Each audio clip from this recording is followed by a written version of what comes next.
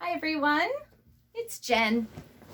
Today I'm going to start reading the novel called The Lemonade War. It's a chapter book that I enjoyed reading to my students when I was a teacher, and possibly one that you've already read yourself or had your teacher read it to you. But I think it appeals to a lot of different kids, and I feel like you can definitely understand what they're going through. So I hope you enjoy it. And with that being said, let's go ahead and get started. The Lemonade War by Jacqueline Davies. Chapter 1, Slump. Slump. Noun, a drop in the activity of a business or the economy. Evan lay on his back in the dark, throwing the baseball up in a straight line and catching it in his bare hands. Thwop, thwop. The ball made a satisfying sound as it slapped his palm. His legs flopped in a V, his arms stretched up to the ceiling, and the thought that if he missed, he'd probably break his nose made the game just interesting enough to keep going. On the floor above, he heard footsteps, his mother's, and then a long, loud, scraping, groaning sound. He stopped throwing the ball to listen. His mother was dragging something heavy across the kitchen floor, probably the broken air conditioner. A week ago, right at the beginning of the heat wave, the air conditioner in his mother's attic office had broken. The man from Sears had installed a brand new one, but left the old one sitting right in the middle of the kitchen floor. The Truskies had been walking around it all week. Scrape. Evan stood up. His mom was strong, but this was a two-person job. Hopefully, she wouldn't ask him why he was hiding in the dark basement, and hopefully, Jessie wouldn't be in the kitchen at all. He'd been avoiding her for 2 days, and it was getting harder by the minute. The house just wasn't that big. Evan had his hand on the railing when the scraping noise stopped. He heard footsteps fading to silence. She'd given up. Probably the heat, he thought. It was that kind of weather. Giving up kind of weather. He went back to lying on the floor. Thwop, thwop. Then he heard the basement door open. Psst. Evan caught the ball and froze. Evan? Jessie's voice sounded echoey in the darkness. Evan, you down there? Evan held his breath. He lay completely still. The only thing that moved was the pins and needles prickling in his fingers. He heard the door start to close. Long breath out. But then it stopped and opened again. Footsteps on the carpeted stairs. A black outline of Jessie standing on the bottom step with daylight squirting all around her. Evan didn't move a muscle. Evan, is that you? Jessie took one short step into the basement. Is that... She inched her way toward him, then kicked him with her bare foot. Hey, watch it, would ya? Said Evan, swatting her leg. He suddenly felt stupid lying there in the dark. I thought you were a sleeping bag, she said. I couldn't see. What are you doing down here? How come the lights are off? It's too hot with the lights on, he said. He talked in that flat voice, trying to sound like the most boring person on the whole planet.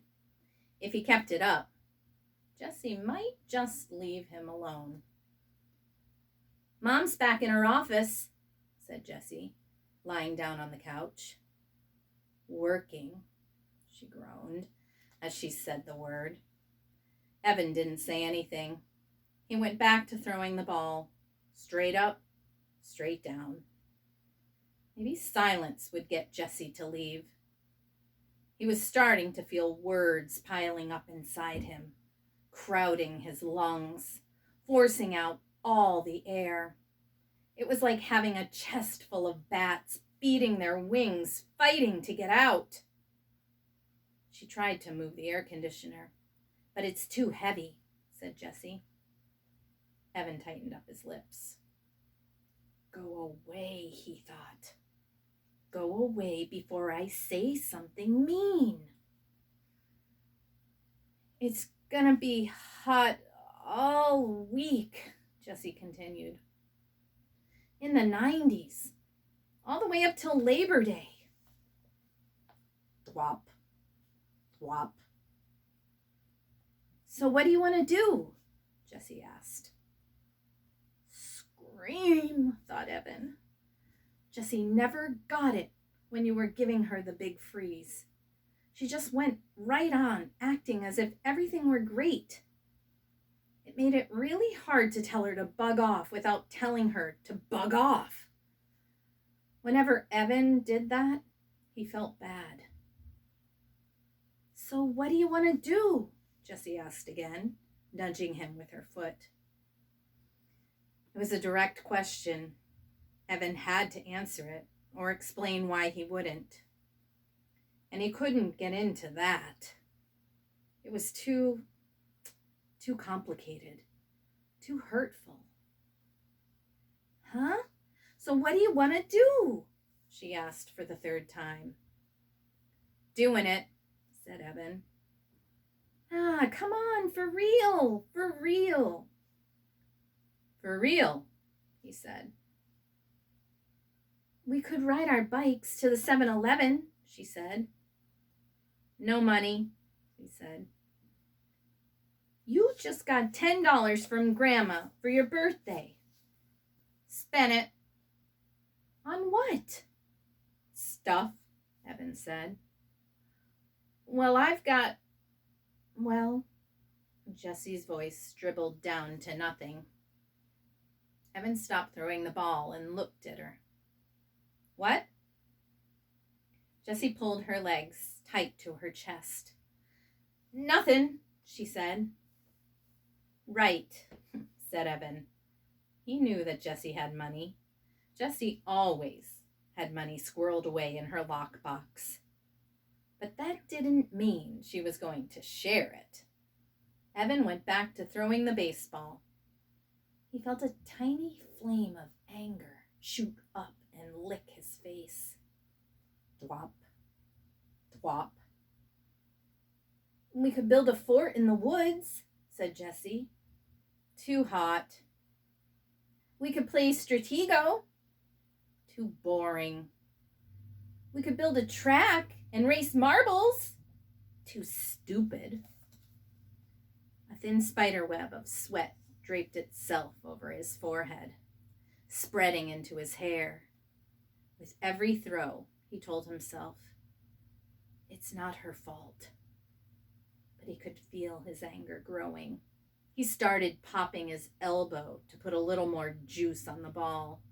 It was flying a good 4 feet into the air every time, straight up and straight down. Pop, thwop, pop, thwop. The bats in his chest were going nuts. "What is the matter with you?" asked Jessie. "You've been so weird the last couple of days." "Oh man, here they come." "I just don't want to play a dumb game like Stratego," he said. "You like Stratego. I only picked that because it's your favorite game." "I was being nice in case you hadn't noticed." "Look, there are only 6 days left of summer, and I'm not going to waste them playing a dumb game." Evan felt his heartbeat speed up. Part of him wanted to stuff a sock in his mouth, and part of him wanted to deck his sister. "It's a stupid game, and it's for babies. And I don't want to play a stupid baby game. Pop, thwop, pop, thwop. Why are you being so mean? Evan knew he was being mean, and he hated being mean, especially to her. But he couldn't help it. He was so angry and humiliated, and so full of bats. There was nothing else he could be, except alone. And she'd taken even that away from him. You're the genius, he said. You figure it out. Good. That would shut her up, for once. Evan watched the ball fly in the air. Is it because of the letter? Jessie asked. Crack. Evan had taken his eyes off the ball for a second, just for 1 second, and the ball came crashing down on his nose. Crud! Oh, crud! He curled over onto his side, grabbing his nose with both hands. There was a blinding, blooming pain right behind his eyes, quickly spreading to the outer edges of his skull. Do you want some ice? He heard Jessie ask in a calm voice. What do you think? He shouted. Yeah? She stood up. No, I don't want any stupid ice. The pain was starting to go away like a humongous wave that crashes with a lot of noise and spray, but then slowly fizzles away into nothing. Evan rolled to a sitting position and took his hands away from his nose. With his thumb and index finger, he started to pinch the bridge. Was it still in a straight line? Jessie peered at his face in the dim light. You're not bleeding, she said. Yeah, well, it hurts, he said. A lot. It's not broken, she said. You don't know that, he said. You don't know everything, you know. You think you do, but you don't. It's not even swollen. You're making a big deal out of nothing. Evan held his nose with one hand and hit his sister's knee with the other. Then he picked up the baseball and struggled to his feet. Leave me alone. I came down here to get away from you, and you just had to follow. You ruin everything. You ruined my summer, and now you're going to ruin school. I hate you. When he got to the bottom of the steps, he threw the ball down in disgust. Thud. And that was chapter 1. Thanks for hanging out.